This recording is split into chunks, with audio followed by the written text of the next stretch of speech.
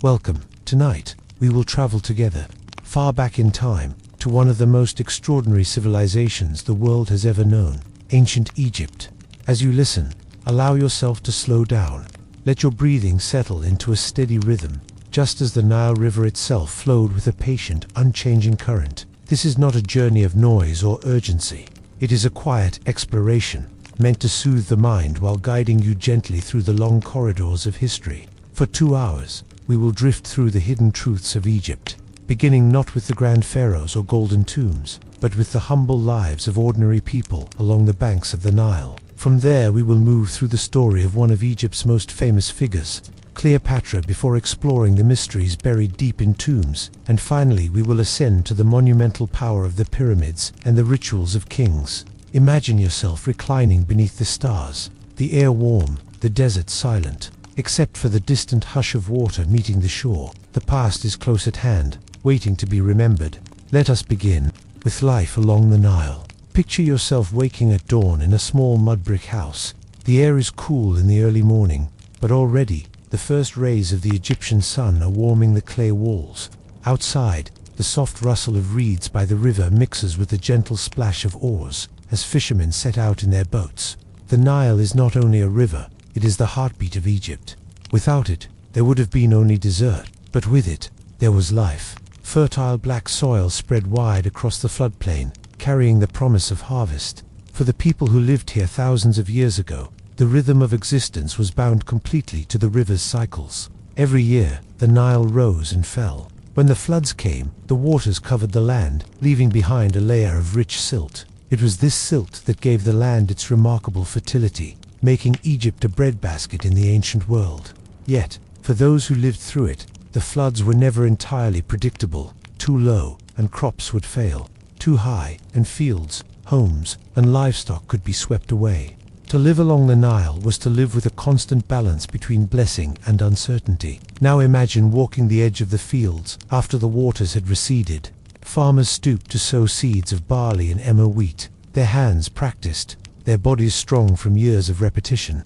Oxen pulled wooden plows, their hooves sinking into the damp soil. There was no machinery, no luxury, only muscle, determination, and a dependence on nature's mercy. The days were long, filled with labor, yet there was rhythm to it, a rhythm that shaped not just the work, but the culture itself. Songs were sung in the fields to make the hours pass.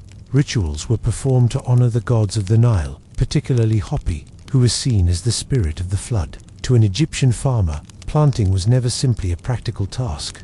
It was a sacred act, tying them to the divine order of the universe. Beyond the fields, the Nile also offered fish. Fishermen cast nets, woven from flax, or used harpoons to catch larger river creatures. The smell of drying fish hung in the air of small riverside villages. Children might chase after crabs in the shallows, while women gathered papyrus for baskets, mats, and writing materials. Food was simple, but nourishing. Bread and beer formed the basis of the diet, supplemented by onions, beans, and the occasional fish or fowl. The bread was coarse, baked from emmer wheat, with a texture far denser than what you know today. Beer was thick and cloudy, more like a nourishing porridge than the crisp drink you may imagine. Together, these staples sustained life in every household, from the poorest peasant to the grandest noble. The homes themselves were modest. Most were built of sun-dried mud brick, with flat roofs where people could sleep during the hottest nights. Walls were bare, rooms were small, and furniture was sparse. Still, each house was a center of family life. Children played in the dust, while elders told stories passed down from generation to generation. And always, the presence of the river remained close. It was their road, their market, and their lifeline. Goods traveled by boat, baskets of grain, jars of beer, linen, cloth, and pottery. Fishermen called out as they sold their catch. Priests might process along the banks, carrying statues of the gods during festivals. Life was never far from the water, but the Nile was not always gentle. Floods sometimes came too fiercely, and with them, hunger and hardship. Diseases carried by stagnant water could spread through villages. To live in ancient Egypt was to live with a constant awareness of nature's power, both its generosity and its danger.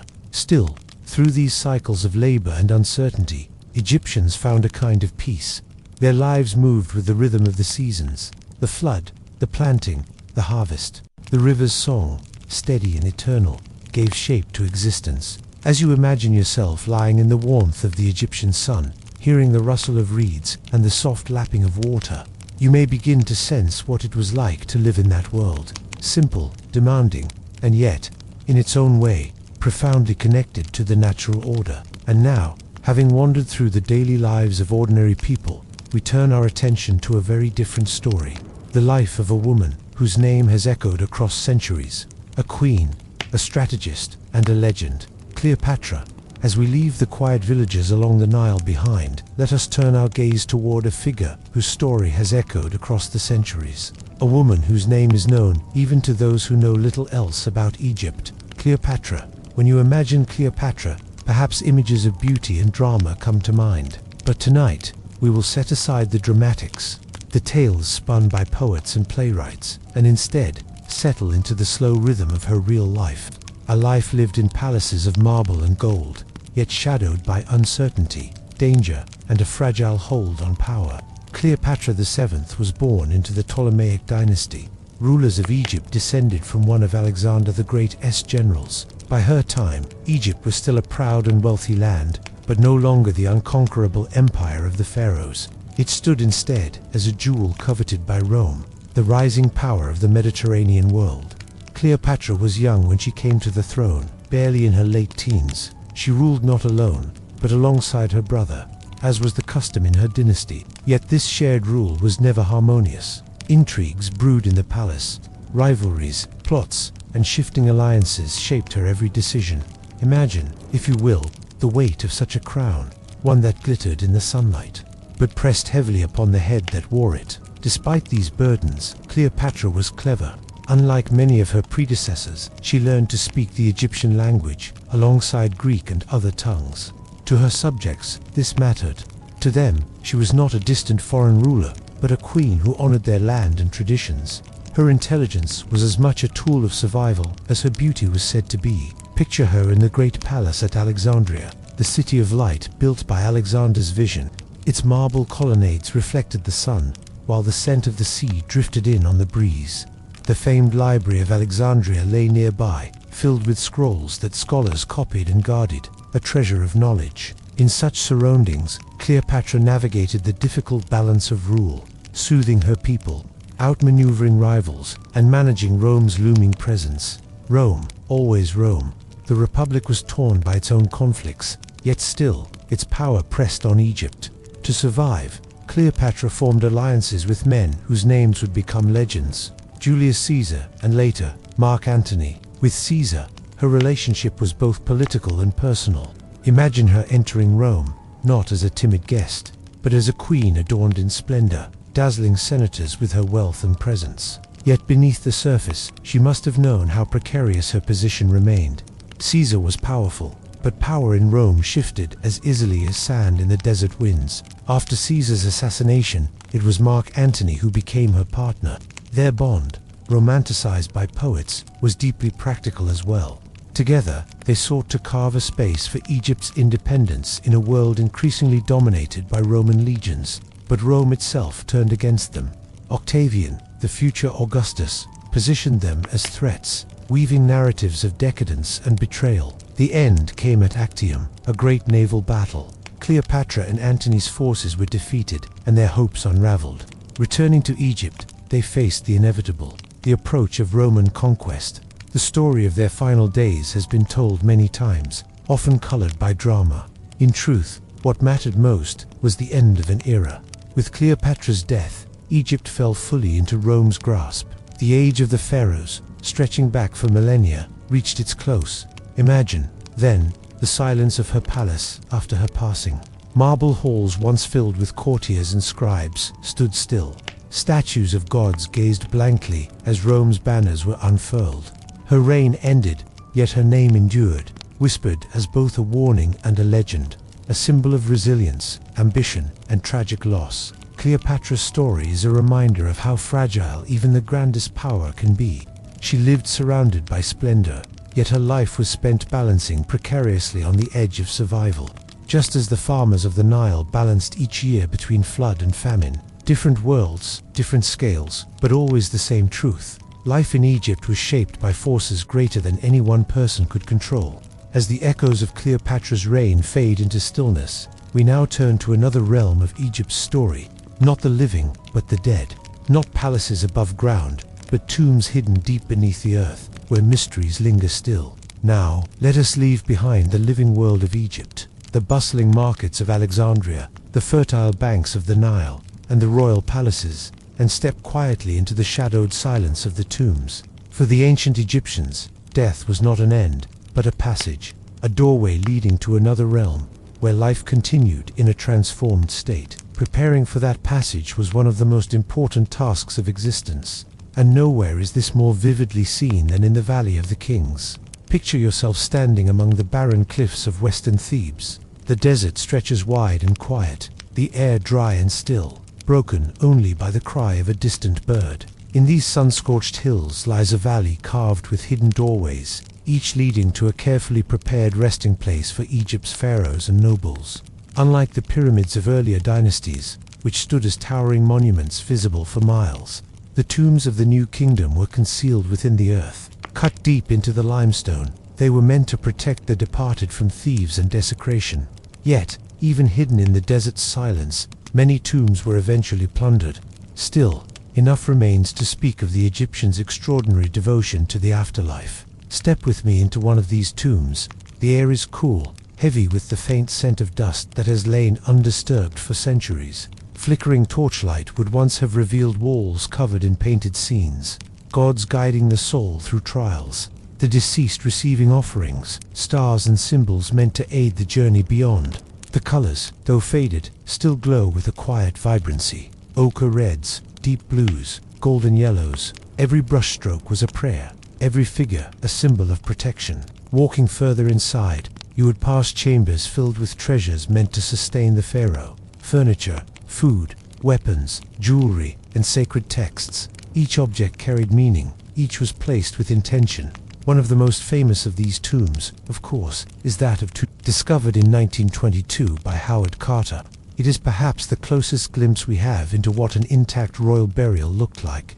Imagine the moment Carter first peered inside by candlelight, and when asked what he saw, he replied, "Wonderful things," and wonderful they were. Golden shrines nested within one another like protective shells, chests filled with clothes, weapons, and games, statues of gods standing guard, and at the heart of it all, the sarcophagus, holding the pharaoh himself, the boy king, gone too soon, yet immortalized in gold. Even today, the treasures of Tutankhamun still capture our imagination. His death mask, gleaming with gold and inlaid with lapis lazuli, has become an icon of Egypt itself. Yet, for all that was found, questions remain. How did the young king die? Was his burial rushed? Why was his tomb smaller than others, almost as though it had been prepared hastily? These mysteries remind us that history, even when illuminated, often leaves shadows. But Tutankhamun's tomb is not the only puzzle. The Valley of the Kings continues to hold secrets. Some tombs are unfinished, others are sealed and unexplored, their contents unknown. Archaeologists still search, with careful patience, for chambers that might reveal new stories of forgotten rulers. Even the possibility of hidden rooms in Tutankhamun's tomb has stirred debate in recent years, though nothing definitive has yet been uncovered. And then, there are the countless tombs lost to time altogether, washed away by floods, swallowed by the desert, or buried beneath layers of history. They lie beyond our reach, whispering only faintly through fragments and ruins. Beyond the kings, there were also tombs of nobles and workers. These were not adorned with gold, but with humble depictions of daily life. Farming scenes, families at feasts, artisans at work. In these walls, we see something more intimate, a desire not just for eternity among the gods, but for eternity surrounded by the familiar rhythms of life. Pause here for a moment, and imagine yourself inside such a tomb. The air still, the silence profound, paintings glowing softly in the dim light. It is as though time itself has stopped, leaving you suspended between the world of the living and the world of the dead. The mysteries of the Valley of the Kings remind us that history is never fully known. For every discovery, countless questions remain, and perhaps that is part of the comfort, the sense that the past is endless, like the night sky above the desert. with more stars waiting to be revealed. And now, as we step quietly out of the tombs and back into the daylight, our journey will take us toward yet another side of Egypt's story. Not the humble lives of farmers, nor the hidden chambers of the dead, but the grandeur of kings and queens at their height, and the monumental pyramids that still rise against the horizon. We emerge now from the cool silence of the tombs, back into the brilliant light of the desert sun.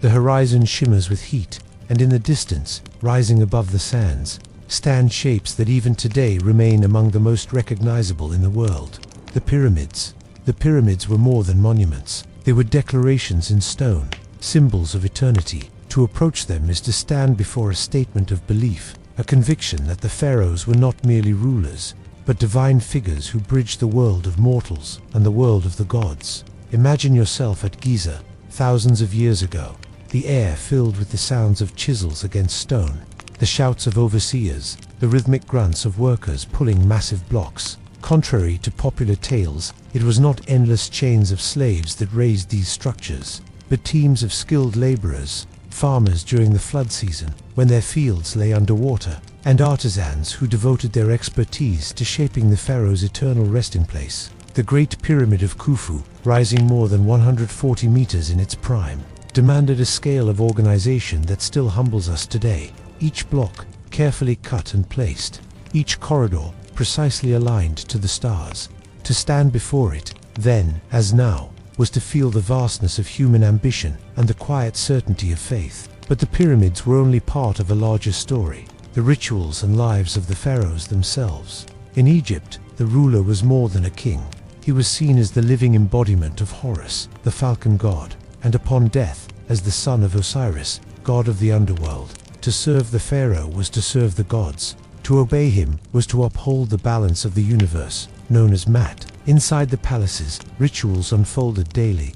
Priests bathed and clothed statues of the gods, offering food and incense as though tending to living beings. Festivals brought processions to the streets, with sacred barges carried along the river. At times, the pharaoh himself would appear, adorned in crowns and symbols, the very image of divine authority. Picture a royal court, courtiers in fine linen, scribes with their scrolls, soldiers in polished armor. In such a place, silence carried weight, and a single gesture from the throne could shape the fate of thousands. To dine in such company was to eat, not simply a meal, but a symbol of rank. Roasted meats, honey cakes, and wine imported from distant lands. Yet beneath this grandeur lay constant responsibility. A pharaoh's duty was not only to command armies or oversee monuments, but to preserve Mat, the cosmic balance. Floods, famines, and unrest were seen as signs that the pharaoh's connection to the divine had faltered. Kingship was as much burden as privilege. The pyramids, then, were both tombs and testaments. They spoke of a ruler's power, but also of his need to ensure safe passage into the afterlife. The narrow corridors, hidden chambers, and intricate passages were designed to protect his body and his ka, his life force, so that he might live forever among the stars.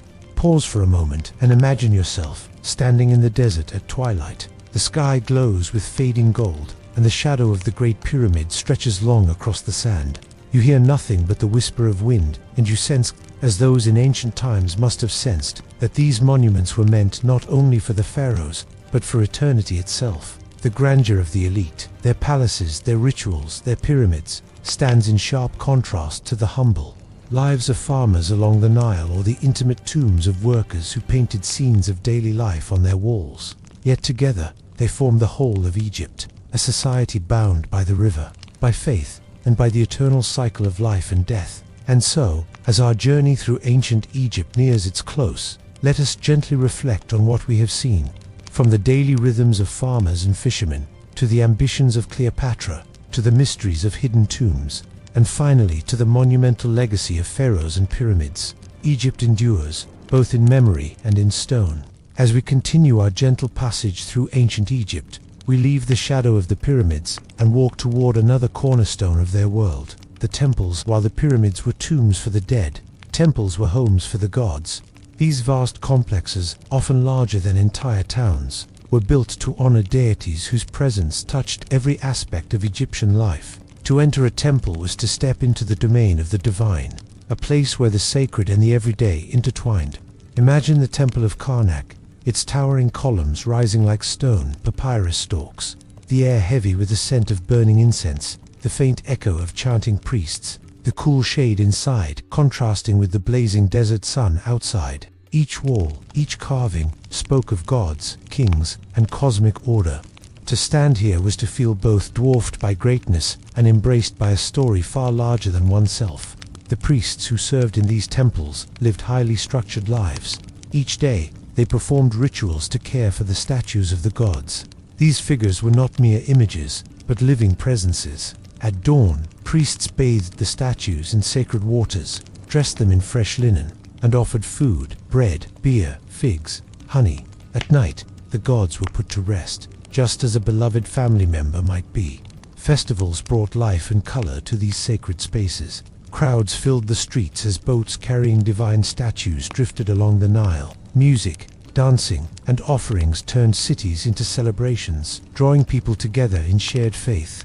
For farmers, artisans, and nobles alike, such festivals were moments of connection, a reminder that the gods watched over the Nile's floods, the harvests, and the fates of kings. Each god carried meaning. Ra, the sun god, whose journey across the sky was both daily rhythm and eternal promise. Isis, the mother goddess, symbol of devotion and protection. Osiris, lord of the afterlife, who welcomed souls into eternity. And Anubis, jackal-headed guardian, who weighed the hearts of the dead against the feather of truth. Temples were not only sacred places, but centers of knowledge. Within their walls, scribes studied astronomy, medicine, and mathematics. Records of floods, stars, and harvests were carefully kept, for to understand the cycles of the world was to align with the gods themselves. Picture yourself seated quietly in such a temple. The cool stone beneath you, the flicker of torchlight casting shadows across carved hieroglyphs. A priest passes by, carrying offerings of bread and lotus flowers. The air vibrates softly with the sound of chanting. Time feels suspended, as though here, the line between human and divine has blurred. And so we find, in the temples of Egypt, not only grandeur, but intimacy, a daily rhythm of devotion, a steady heartbeat that sustained the balance of Mat, the harmony of the universe. As night deepens in our journey, let the image of those temples remain with you. Massive stone columns standing quietly beneath the stars, their presence a reminder that faith like the Nile flowed endlessly through the lives of the ancients. In the silence of the ancient Egyptian dawn, when the first light touched the Nile, a different kind of labor began. Not the toil of the fields, nor the construction of monuments, but the quiet work of the scribes, the keepers of words, numbers, and memory. Imagine yourself seated on a reed mat within the shaded courtyard of a small office near a temple. Before you rests a roll of fresh papyrus, its fibers carefully pressed and smoothed. In one hand, a slender reed pen dipped in black ink made from soot and water. With steady precision, you begin to trace the familiar shapes of hieroglyphs, birds' eyes, flowing lines, each one a small bridge between sound and meaning. To be a scribe was to hold a rare kind of power. Few could read or write, and those who could were indispensable. They recorded harvests, taxes, and decrees. They copied hymns to the gods, spells for the afterlife, and letters between officials. Even love poems and stories found their way onto papyrus, giving us today a glimpse into both the sacred and the everyday lives of the ancients. Their training began in childhood. Boys, often the sons of scribes, studied for long hours in special schools. They copied the same signs again and again until their hands moved with practiced ease. Mistakes earned discipline, but skill brought prestige.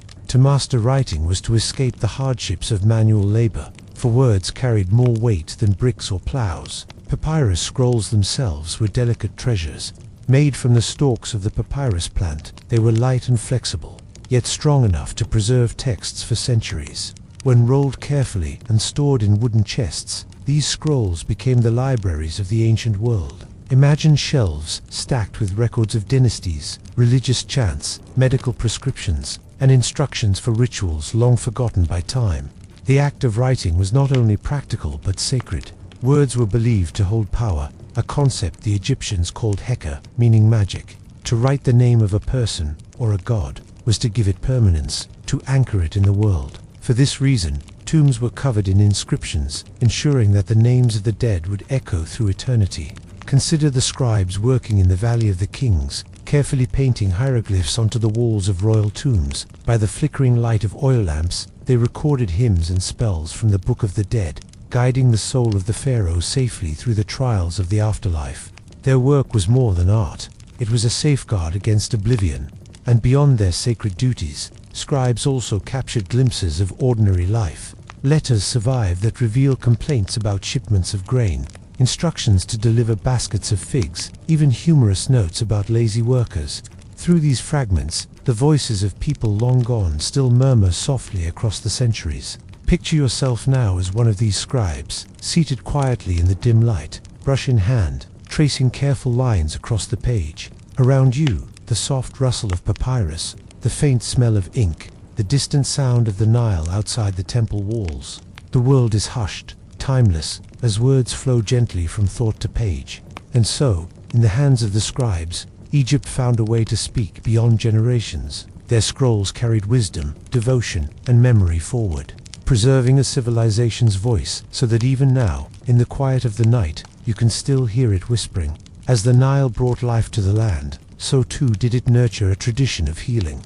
In ancient Egypt, illness was not seen merely as a physical problem. It was a disturbance of balance, a disruption of harmony, what the Egyptians called Mat, the order of the universe. To heal the body was also to restore the spirit. Imagine yourself entering a small chamber within a temple, where a healer prepares his tools. Shelves hold jars of honey, oils, and herbs. Red baskets carry garlic, cumin, and coriander. Scrolls of medical papyri lie, carefully unrolled, their inked symbols recording treatments passed down for centuries. The air is rich with the earthy fragrance of plants, mingled with the sharp scent of resin and incense. Egyptian medicine combined observation with ritual. Honey was applied to wounds, for its sweetness was known to prevent decay. Castor oil soothed the stomach. Willow bark eased pain. Even moldy bread found its place, unknowingly carrying properties that would one day be understood as antibacterial. Alongside these remedies, spells were recited, prayers offered, and amulets placed near the patient, for no illness was entirely without spiritual cause. The Ebers Papyrus, one of the most famous medical texts, offered hundreds of remedies. Some were practical mixtures of herbs and minerals, others reflected deeper fears, prescribing charms against unseen forces or curses. To read these scrolls is to step into a world where healing meant caring for both body and soul, where words and herbs together wove a net of protection. Midwives tended to childbirth with skill, using stools designed to support mothers as they labored. Amulets shaped like the goddess Toret, half hippopotamus and half woman, were placed nearby, her image a guardian for mothers and children alike. In these tender moments, medicine and magic became one and the same. The Egyptians also looked closely at the human body. Through mummification, they gained a strange sort of knowledge, seeing organs and tissues in ways other ancient cultures did not. Yet their understanding remained incomplete. The heart, they believed, was the seat of thought and emotion, while the brain was scarcely mentioned at all. Still, their attention to cleanliness and diet set them apart. They valued bathing oils to soften the skin, and moderation in food. Priests shaved their heads to prevent lice. These habits, small as they may seem, helped preserve health in a world where disease lingered constantly at the edges of life. Imagine lying on a woven mat, a healer leaning close with gentle hands. He places an amulet at your side, murmurs a soft prayer, and applies a poultice of herbs to ease your discomfort. Outside, the sound of the Nile flows steadily, its rhythm matching the cadence of his voice. Whether by nature or by faith, the healing brings a kind of peace. In this way, medicine in ancient Egypt was not only about survival, it was about comfort, care, and the reassurance that even in times of weakness, the divine and the earthly worked together to protect you. As the night deepens, let the image of those healers remain with you, steady, patient, and calm, tending not only to the body, but to the fragile balance of the spirit. As we drift further into the quiet rhythms of ancient Egypt, we arrive in a place filled not with the sounds of labor or the chanting of priests, but with images, on the walls of temples, in the shadowed corridors of tombs, and across delicate papyrus scrolls. Art became both memory and prayer, a language that spoke in shapes and colors, as eternal as stone itself. Imagine stepping into a newly sealed tomb. The air is still and cool. Your torchlight flickers across smooth walls, alive with paintings.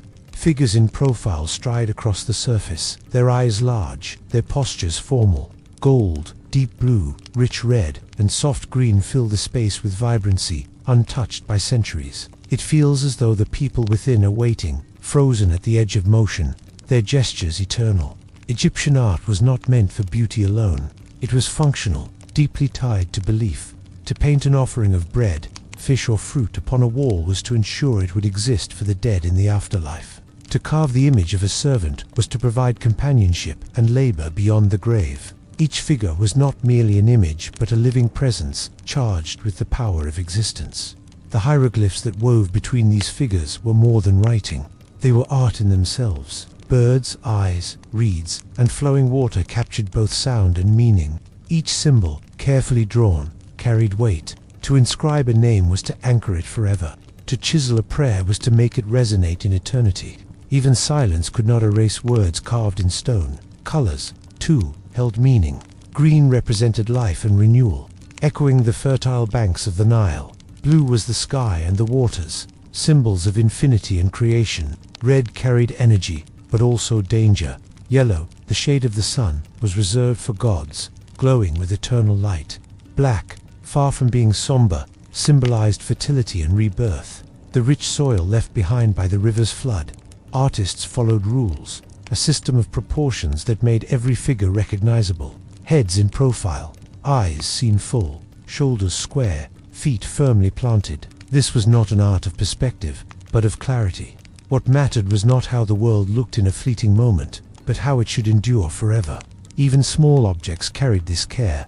Amulets, shaped like scarabs, carved with tiny inscriptions, were placed close to the body, believed to offer protection. Jewelry shimmered with turquoise, carnelian, and lapis lazuli, their brilliance as much symbolic as decorative.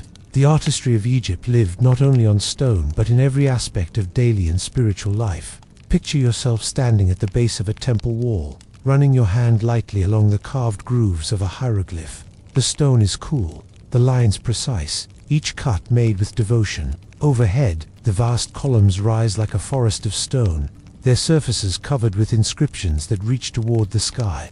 The scale is immense, but the detail is intimate, each mark a whisper from across time. And so we find, in the art and writing of Egypt, a civilization speaking to eternity. Their carvings, their colors, their symbols, all were ways of saying, we were here, we believed, we remembered. As you close your eyes, you might imagine those walls around you, their figures watching silently, their messages stretching forward across millennia, quiet, enduring, unchanging, like the Nile itself. As the Nile sustained the land, so too did it shape the meals of its people. In ancient Egypt, food was not only nourishment, but a daily reminder of the river's gift, the cycle of planting and harvest, and the connection between people and gods. Imagine the scent of fresh bread, warm from clay ovens, filling a small mud brick home. The loaves are round, dense, and slightly coarse, baked from emmer wheat or barley. The grains ground by hand on heavy stone, querns. To make bread was to labor, women kneeling over grinding stones for hours each day. The sound of grain being crushed, a steady rhythm that echoed through villages. Fire, too, was essential. Thick, cloudy, and more like a liquid bread than a modern drink. It was brewed in large jars from fermented barley, nutritious, filling, and safe to drink. Beer was consumed by nearly everyone, from farmers to pharaohs. Imagine sipping from a simple clay cup, the liquid slightly sour, heavy with grain, a taste that anchored daily life as firmly as bread itself. Vegetables grew abundantly in garden plots. Onions, garlic, and leeks were staples, their strong flavors prized. Cucumbers and lettuce added freshness, while chickpeas and lentils provided sustenance. Fruit offered sweetness, dates, figs, and pomegranates, their juices rich and cooling in the desert heat. Honey, rare and precious, was used sparingly, often reserved for offerings or special treats. For the wealthy, meals expanded into banquets. Picture long, low tables, guests reclining on mats, servants bringing trays of roasted goose, cuts of beef, and grilled fish from the Nile. Wine, pressed from local grapes or imported from distant lands, filled elegant jars. Musicians played soft melodies on harps and flutes, while dancers moved gracefully in the lamplight. The air carried the aroma of roasted meats, mingled with the sweetness of lotus flowers floating in bowls of water. Even in these feasts, symbolism remained. Offerings of food were placed in tombs, painted on walls, and spoken of in prayers. Bread and beer for the dead meant sustenance in the afterlife. A simple loaf, painted carefully on stone, was believed to become real in the realm beyond. To share food was to share eternity. Consider now the contrast between the humble meal of a farmer, a small loaf, some onions, and a jug of beer, and the grandeur of a noble's banquet. Both were sustained by the same river, the same soil, the same sun. Whether simple or abundant, food carried the same meaning: life, continuity, and the rhythm of existence. Picture yourself at the edge of the Nile, watching women bake bread in clay ovens as fishermen haul in their catch. The air is filled with wood smoke, the quiet chatter of families, the occasional laughter of children. The day winds down with a meal shared in the fading light, a moment of peace after long hours of work. And as the night deepens, imagine reclining beneath the stars in the courtyard of a grand house. Musicians play softly, servants pour wine, and platters of figs are passed among friends. The flicker of oil lamps dances on painted walls, and the world feels timeless, bound together by the simple act of sharing food. In the end, whether through daily bread or golden banquets, the Egyptians found not only sustenance but connection to one another, to their gods, and to the eternal rhythm of the Nile. In the warmth of the Egyptian sun, clothing was both practical and symbolic. Light fabrics, simple cuts, and subtle adornments reflected a life lived in harmony with the desert climate, while colors, jewelry, and cosmetics told stories of status, belief, and identity. Imagine the feel of linen, cool, crisp, and light, spun from the flax plant. It was the fabric of choice for all Egyptians, from farmers to pharaohs.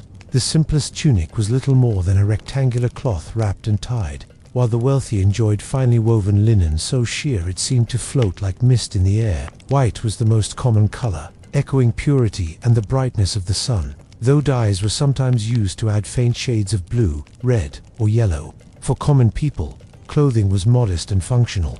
Men often wore kilts or short skirts, while women favored straight, sleeveless dresses that clung to the body. Children, in the heat of the day, sometimes wore nothing at all until they grew older. Sandals, woven from papyrus or leather, protected feet from the hot earth, though many went barefoot. The wealthy dressed more elaborately.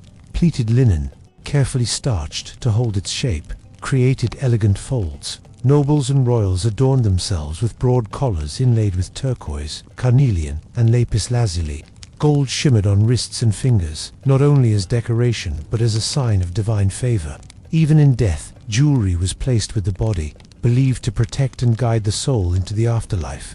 Cosmetics were not merely vanity, but ritual and necessity. Both men and women lined their eyes with kohl, a dark powder made from galena and soot, applied with slender sticks.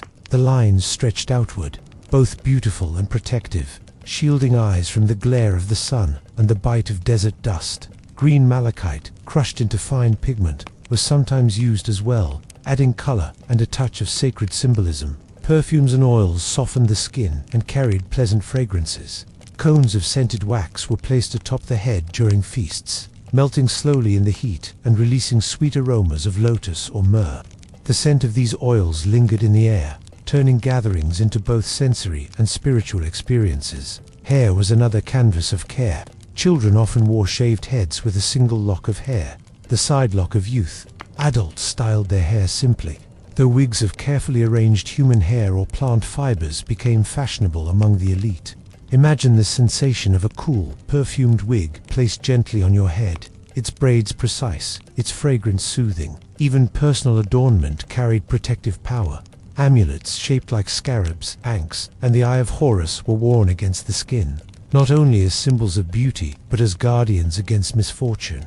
Each piece of jewelry, each line of kohl, each fold of linen was both practical and spiritual, an outward reflection of inward beliefs. Picture yourself now preparing for a feast. A fresh linen garment rustles softly as you slip it over your shoulders. A servant ties a broad collar around your neck, its stones cool against your skin. A thin line of coal is drawn carefully around your eyes, and a faint perfume drifts from the scented oil rubbed into your hands. Outside, the torches flicker in the evening breeze, and you step into the night feeling both adorned and protected. And so, in the way they dressed and cared for themselves, the Egyptians revealed more than fashion. They expressed their devotion, their identity, and their connection to both earth and eternity. Even in these smallest details, life along the Nile shimmered with meaning.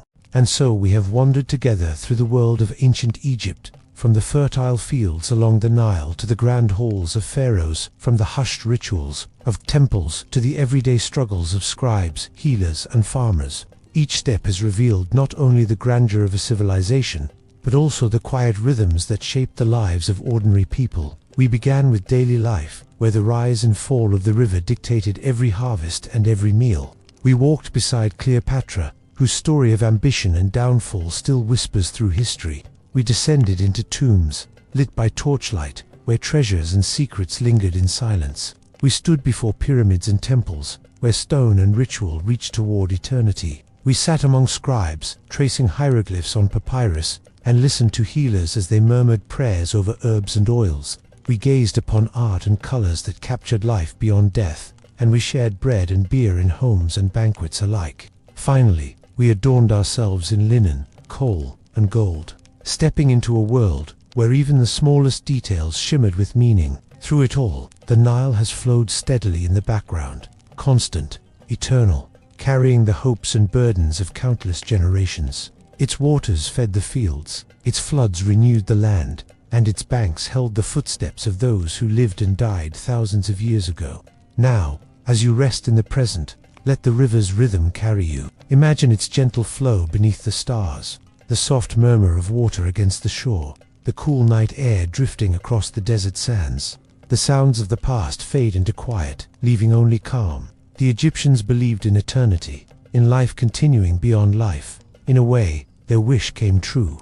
Their stories remain, their names endure, and their world still whispers to us across time. As your eyes grow heavy, allow that whisper to fade into silence. Let the weight of history settle like a soft blanket, comforting, steady, and timeless. You are safe in the present, surrounded by stillness, while the past drifts away like the Nile under the moon. Sleep now, carried gently on the endless river of history.